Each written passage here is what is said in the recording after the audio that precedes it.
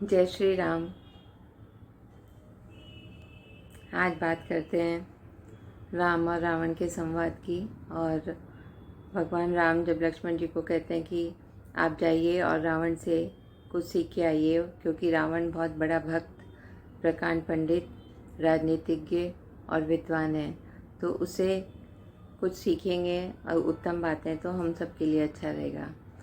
लक्ष्मण जी जाते हैं और रावण के सिर के पास खड़े हो जाते हैं, तो रावण उन्हें देख के भी अनदेखा कर देता है। लक्ष्मण जी वापस आ जाते हैं तो भगवान मत से पूछते हैं भगवान कि तुम कहाँ खड़े थे? तो बोला मैं तो सिरहाने खड़ा था।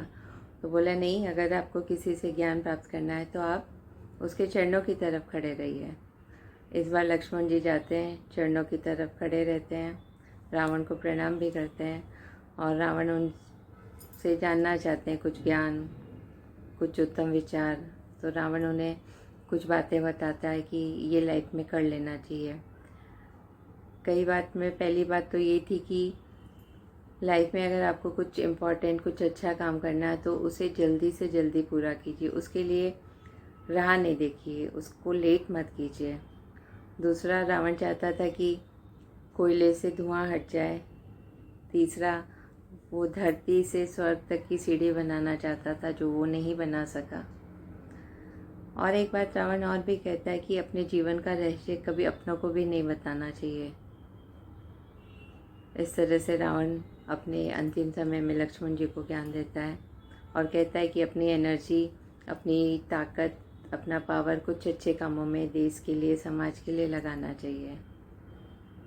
फिर भगवान राम भी आ जाते हैं रावण के पास। रावण उन्हें प्रणाम करता है और कहता है कि राम, मैं महादेव का एक हठी, दुराग्रही, जिद्दी भक्त, लेकिन महादेव ने मुझ पर कितनी कृपा की।